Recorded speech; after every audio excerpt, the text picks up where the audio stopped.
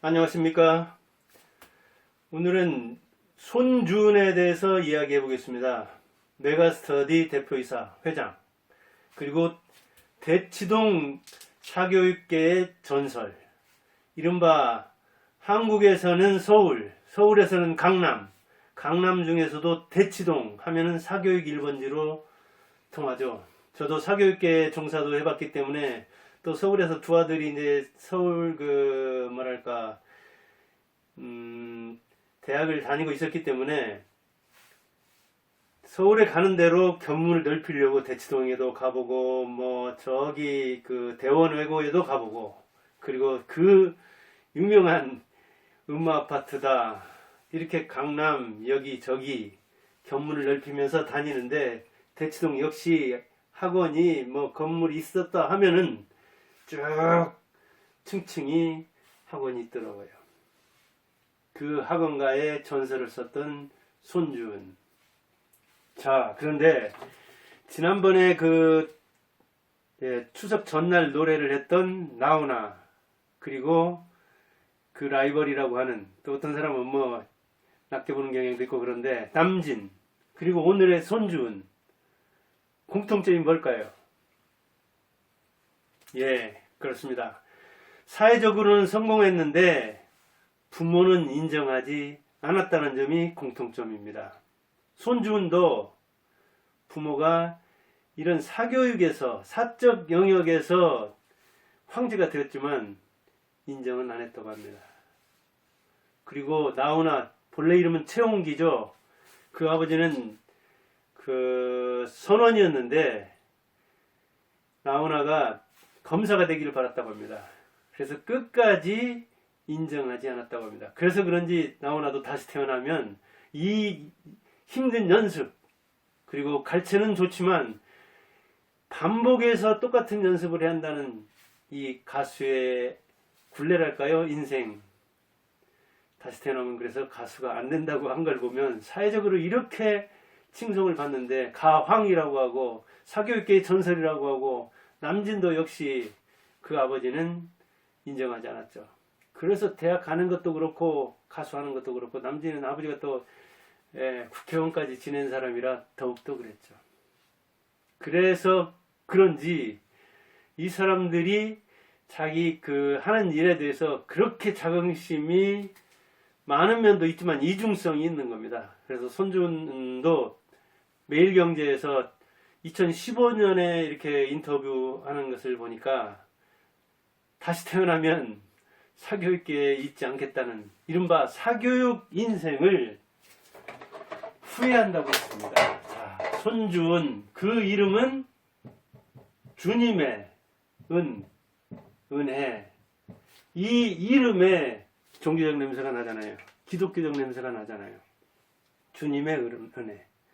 여기에는 부모의 바람이 들어있죠. 희망이 들어있다고요. 우리 모든 사람의 이름에는 부모의 바람이 잔뜩 들어있습니다. 그래서 지혜롭게, 영재답게, 슬기롭게, 그리고 최고가 되라고, 최씨는 최고봉, 최고은, 그런 이름이 있는 거거든요.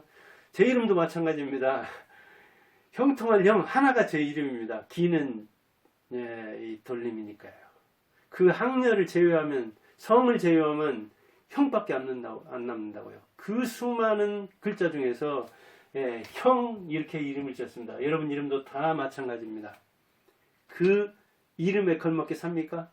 부모가 이름 지어준 대로 살 수 있냐고요. 왜? 너무 잔뜩 바람을 넣어놓으니까, 희망을 넣어놓으니까 살기가 힘든 거예요. 손주은도 이렇게 주님의 은혜, 예은, 예수의 은혜, 하은, 하나님의 은혜, 그런 이름들이 많습니다. 그래서 그는 목사 꿈을 지닌 바 있었고, 또 부모가 이 판검사 꿈도 지녔는데 현실은 강사가 됐죠. 이렇게 부모가 바라는 대로, 자기가 바라는 대로 안 되는 게 인생인데, 그러다 보니까 사교육 인생을 돌아볼 때 자긍심도 있겠지만 후회도 되겠죠. 손주은 같은 사람이 후회를 할 정도라면 우리는 참 더욱더 후회를 해야 할 텐데, 사교육계에 종사하는 사람들이 대개 한 150만 안팎 합니다. 150만 안팎이면 실감이 안 되죠. 제가 사는 이 전라북도의 인구가 지금 180만입니다. 자, 그럼 교사를 대면, 교사는 대개 지금 59만 내지, 그래서 60만 안팎 그럽니다. 초중고 해가지고, 교수를 빼고. 초중고에 종사하는 사람들을 공사를 합쳐서 60만 정도라고 합니다. 저도 교육계에 있다 왔고, 한 사람 지금 교육계에 계속 있는데, 60만 하면 군대 숫자하고 같은 겁니다. 그러니까, 공교육에 있는 사람의 2배 반이 사교육계에 있는 건데, 사실은 사교육계에 종사하는 사람들은 파악하기 힘듭니다. 그냥 어찌 보면 신고 안 하고 뭐 이렇게 저렇게 얽혀서 사교육계에 종사하는 과외하는 사람까지 합친다면 그 숫자가 매우 유동적인 측면도 있습니다. 교사는 고정적이지만. 그런데 이렇게 사교육의 전설로 황제로 불리우는 이 손주은도 삼수 끝에 서울대에 진학했습니다. 근데 서울대에 진학했는데 그 학과도 우리가 치는 그렇게 뭐 잘 나가는 학과는 아닙니다. 서양사학과입니다. 삼수 끝에 서울대 서양사를 전공하게 됐습니다. 그런데 여기에 들어가서 서울대에 들어가서 이제 과외를 통해서 자기 학비도 조달하고 용돈도 조달하려고 과외를 하게 되었는데 대개 서울대생들은 서울대생과 이 이른바 스카이생과 비스카이 특징이 뭡니까? 저도 학원에서 이 지방이긴 하지만 수재들을 많이 모아서 교육했기 때문에 스카이 많이 보냈습니다. 서울대도 이를테면 많이 보냈습니다. 그럼 그 친구들의 특징이 뭐냐?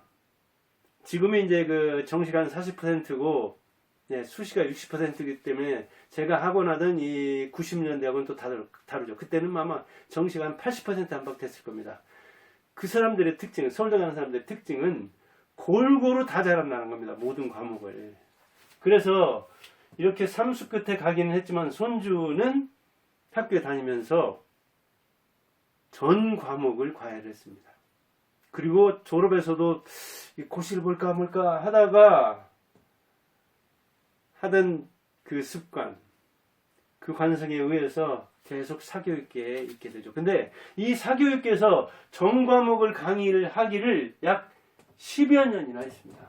그러니까 서울대 들어가느라고 고3 생활을 3년 한 셈이잖아요. 그러니 전 과목에 대한 감각이 아주 뚜렷하죠. 다른 사람 이를테면 금방 들어갔는데 재수 안 하고 삼수나 했기 때문에 이 전 과목에 대한 이해가 아주 뚜렷했는데 10여 년 동안이나 그것을 과외를 했기 때문에 그래서 자기가 그 지식 그리고 교수법 그리고 학생의 이 심리를 파악해서 학생에게 맞게 교육하는 게 이게 사교육에서는 매우 중요합니다. 아주 강박적으로 하면 통할 사람이 있는가 하면 부드럽게 해야 통할 사람도 있고 자발성을 이렇게 이용해서 호기심을 이용해서 가르칠 만한 사람도 있고 그리고 부모가 너무 치맛바람을 일으켜서 너무 이렇게 강압적으로 해가지고 끌고 가지 않으면 안 되는 그런 스타일이 있는가 하면 공자식으로 말하면 한쪽 구석을 들면 세 구석이 들리는 스타일도 있고 다양합니다. 그런데 과외를 하면서 그런 그 사람의 심리를 빨리 파악하는 방법 그리고 그 심리와 환경에 맞게 교육하는 방법까지 총체적으로 10여 년 동안이나 이렇게 전 과목을 과외하면서 학원하면서 교습소 하면서 그것을 터득하게 되었어요.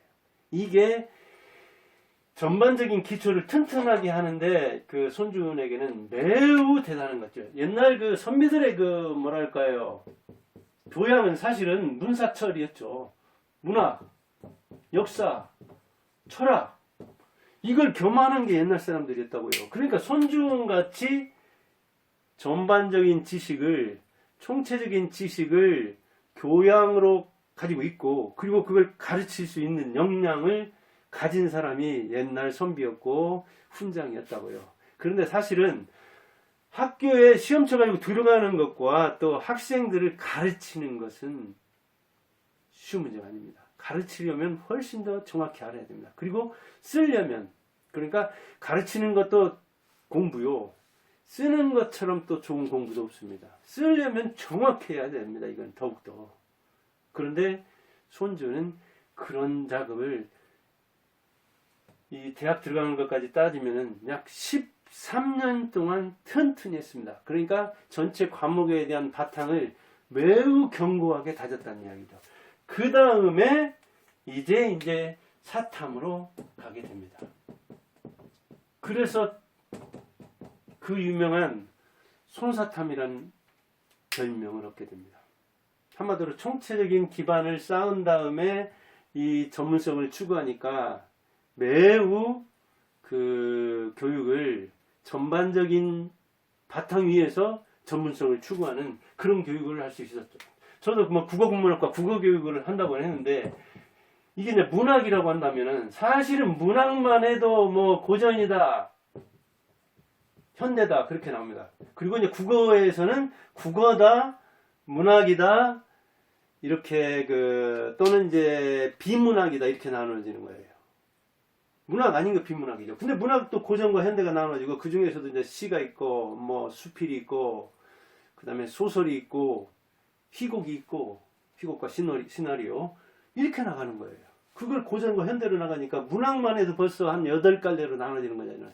이렇게 세분화해가지고 분화해가지고 공부를 하게 된 원인은 깊이 파야 하니까 그런 측면도 있지만 한 사람이 이걸 전부 다 옛날 같으면 문사철을 겸해야 선비이고 교양인이었는데 지금은 문학에서도 이렇게 고전을, 저 같으면 고전, 그 중에서도 이제 시가 중에서도 시조는 되게 조선시대에만 유행했죠. 고려 말에서 조선까지 이렇게 그 분야를 정하는 겁니다. 근데 그거 하나 파는 것도 쉬운 문제가 아닙니다. 그런데 손주는 전 과목에 대해서 심도를 더했고 그리고 조회를 10여 년 대학 입시까지 생각한다면 13년 그 정도 공부한 다음에 사회탐구로 들어갔다고 해요.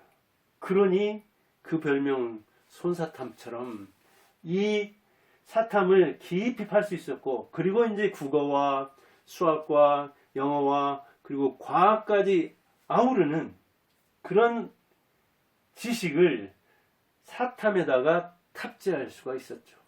적어도 연계 교육을 할 수 있었다 그런 이야기예요. 이를테면 저도 문학을 하지만 고전 문학을 하는데 역사와 사회와 문화 이런 것까지 안 합니다. 사실은 사회, 문화, 종교까지 사상까지 그렇게 해야 시조를 쓰고 있는 그 바탕에 깔린 유교 그리고 거기에 또는 도교가 들어간다든가 다른 어떤 철학이 들어가면 그런 철학적 바탕을 알아야 되고 그리고 그 시대적 배경, 역사적 배경이 언젠가 이런 것 저런 것을 알아야 정철의 삼위인국을 알고 송미인국을 알고 관동별곡을 알게 되는 겁니다. 그가 노래한 삼위인국은 연인에 대한 연애시가 아니에요. 임금에 대한 이야기예요. 그러니까 임금과 신하, 군신관계를 남녀관계로 환치한 거예요. 그러니까 남녀관계는 본능에 기본하는 것이고 군신관계는 제도에 기반하는 거잖아요. 그래서 제도는 본능보다 약한 거라고요. 그래서 군신관계를 남녀관계로 이렇게 대체해가지고 바꿔가지고 쓰고 있는 노래라고 해요. 임금에게 매달리는 연애시지 여인에게 보내는 성가가 아니라고요. 그런 것을 그 바탕을 알아야 되고 그러면 그 유배를 갔는데 그 유배라는 정치적인 그런 또 배경도 알아야 되잖아요. 그래서 어찌 보면 문학만 뚝 띄어가지고 보게 되면은 나약해지는 거죠. 그런데 손주는 그런 작업을 튼튼하게 했기 때문에 사회탐구를 가르칠 때 그가 사회탐구를 가르치면서 다른 것을 이렇게 끌어와서 그 바탕을 튼튼하게 이를테면 할 수 있었던 것이죠. 그래서 150만 누적으로 따진다면 수백만 어찌 보면 1000만 명 안팎 가까운 이 사교육 종사자에서 신화를 쓰고 전설을 있었던 것이죠. 그리고 더 중요한 것은 이렇게 튼튼한 기반도 있었지만은 그가 사회적 트렌드, 그 기업적 움직임 그런 걸 잘 알아서 비전을 볼 줄 알았다는 거죠. 아까 이렇게 손준이 주님의 은혜라고 했는데 대개 이제 기독교 그 신앙인들이 미래지향적으로 시간을 보는 측면이 있습니다. 지금도 그래서 이거 인터넷 강의, 유튜브 강의에서도 뛰어난 사람들이 되게 기독교 출신들이 많은 면이 있습니다. 김미경이라든가 이지성이라든가 공병호라든가 대학의 기독교 심취한 사람들이잖아요. 그만큼 그 세계관이, 종교관이 미래지향적이기 때문에 어떤 사회 움직임을 현실적으로 보지만 그 현실에 기반해서 현실에 깃들어 있는, 도사리고 있는 미래를 보는 겁니다. 손주은이 그랬습니다. 그래서 인터넷 강의를 메가스터디 차려가지고 그때 이제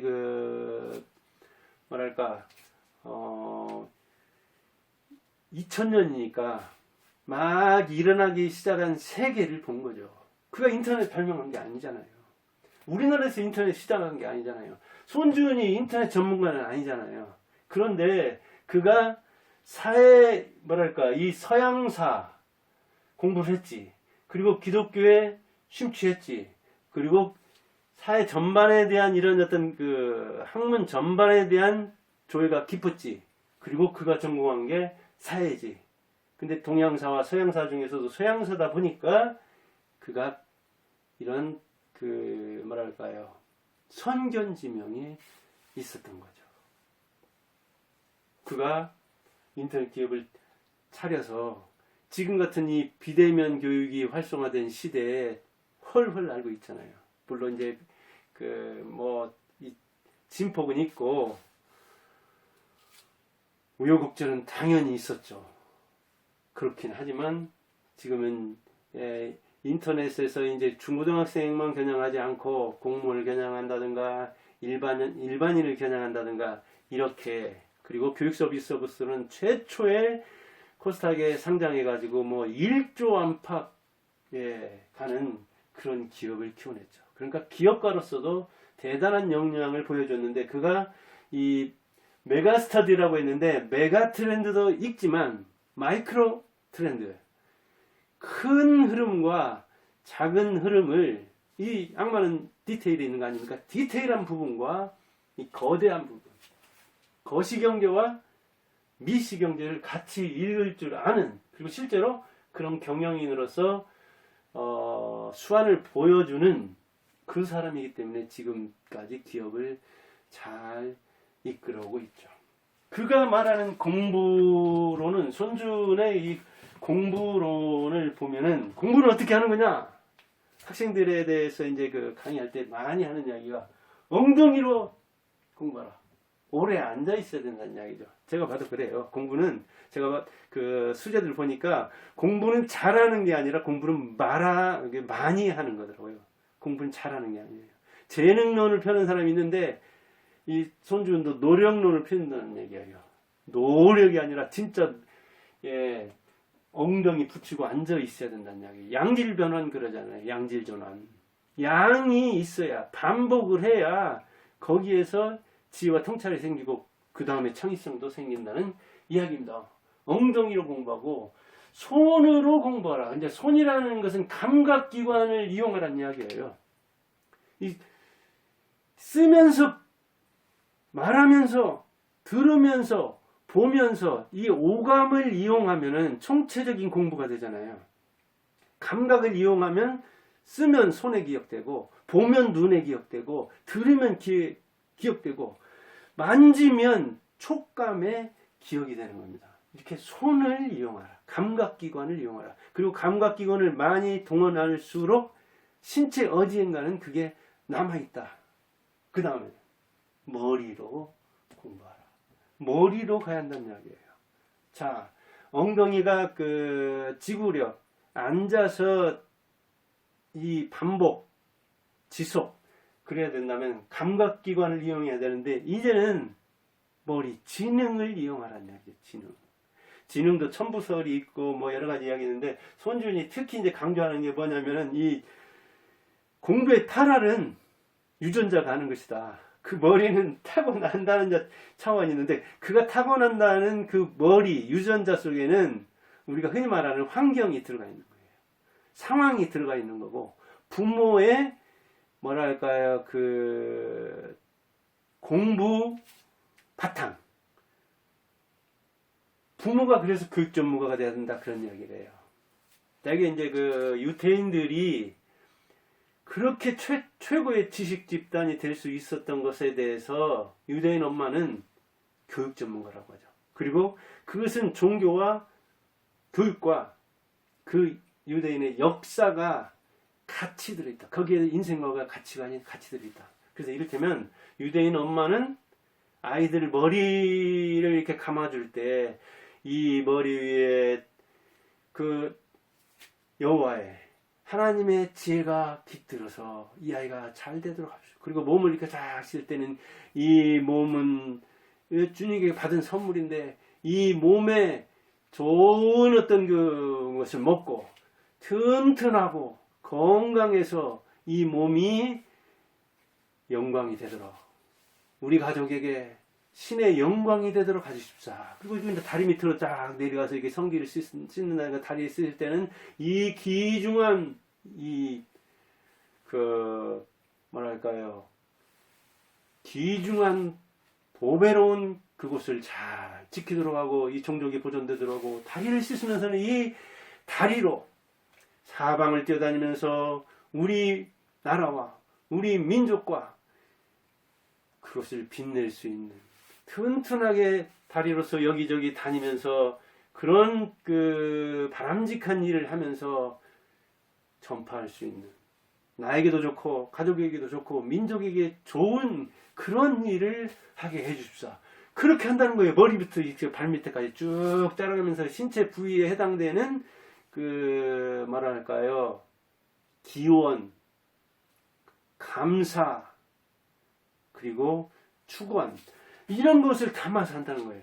그러니까 이제 아이는 말을 알아들을 만한 나이가 되면 내 머리로는 그래야 되는구나, 내 몸으로는 그래야 되는구나, 내 귀중한 신체는 그렇게 보존해야 되고 내 다리로는 손발로는 그래야 되는구나, 영광을 드러내는구나, 부모의 영광을 드러내는구나, 어디 가서 내가 하는 게 나만의 일이 아니라 이렇게 부모와 민족과 이 천하에 있는 인간들과 연결된 거구나, 그렇게 한다는 거예요. 이게 머리.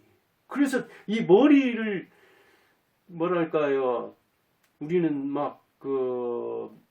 나쁘다느니 돌머리라느니 똥머리라느니 이런 이야기를 하는데 그렇게 자녀에게 저주스러운 그런 이야기를 하면 안 된다는 얘기죠. 이 머리에서부터 우리가 우주 머리 그런 말을 하잖아요. 시작되는 것인데 그래서 이렇게 목욕 하나 아이 시키는데도 그런다죠. 그 다음에 이제 또 잘 때 책을 읽어주고.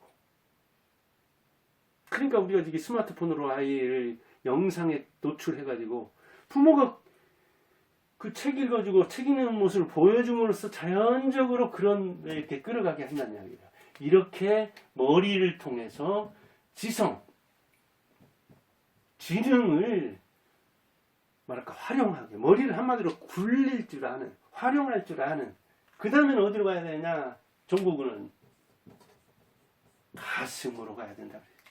이 호기심이 있어야 되고 열정이 있어야 되고 열망이 있어야 되고 어떤 그 심신 몸과 마음 그러잖아요. 정신 그런 정신적인 차원까지 가야 공부가 된다 그런 얘기. 공부론 그가 말하는 이 공부론이에요. 이게 이제 순차적으로 이렇게 이야기하는 측면이 있는데 지속하라, 감각기관을 활용하라, 두뇌를 써라, 뇌력을 활용하라, 그리고 가슴으로 봐라, 가슴으로 이렇게 말하고 있습니다.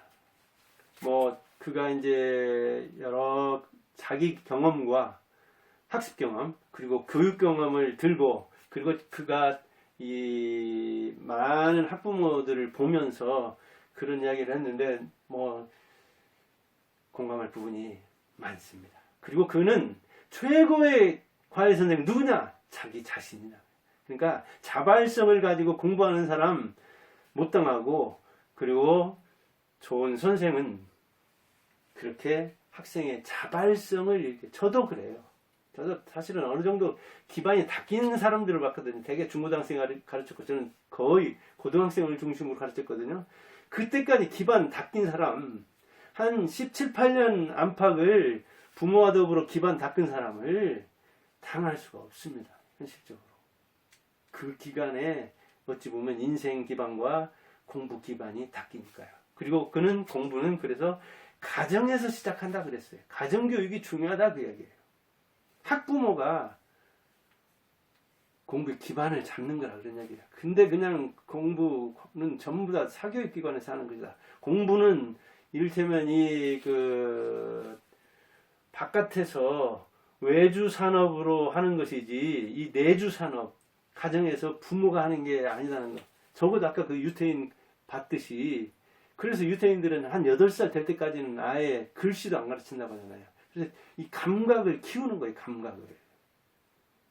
그런데 우리는 너무 빨리 가르치다가 그냥 인생까지도 자녀한테 걸다가 자기 부모를 지고 달리려고 하니, 바톤을 너무 빨리 넘기니, 이제 겨우 걷는 아이한테 인생을, 부모 인생까지 거니 아이들이 부담스러워서 공부 혐오증을, 공부 증오증을 갖는 거죠. 공부하면 질리는 거예요. 책만 보면 그냥 기겁을 하는 거죠.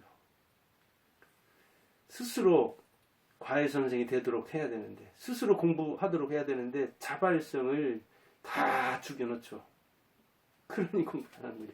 그래서 학부모가 그 교육 전문가가 돼야 된다 그런 얘기인데, 저도 같이 사교육기관에 뭐 한 15년 있었던 사람으로 그래요.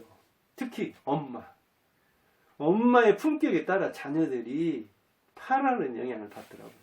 엄마 이 전화 받아보고 만나서 상담해보면, 그 학생의 공부가 아니라 인생까지 어느 정도 보여요.